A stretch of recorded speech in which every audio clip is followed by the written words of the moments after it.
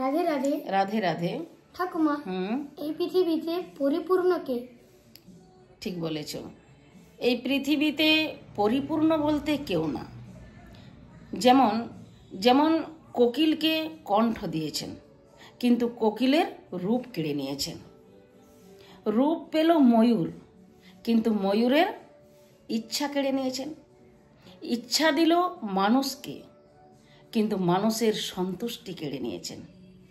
সন্তুষ্টি দিল সাধুকে, কিন্তু সাধুর সংসার কেড়ে নিয়েছেন। তাহলে এই পৃথিবীতে পরিপূর্ণ বলতে কেউ না। তবে পরিপূর্ণ বলতে একজন আছেন, কে জানো? কে? তিনি হচ্ছেন আমার গৌর সুন্দর। গৌর সুন্দর সব দিক থেকে পরিপূর্ণ। তিনি অপূর্ণ বলতে কিছু নেই।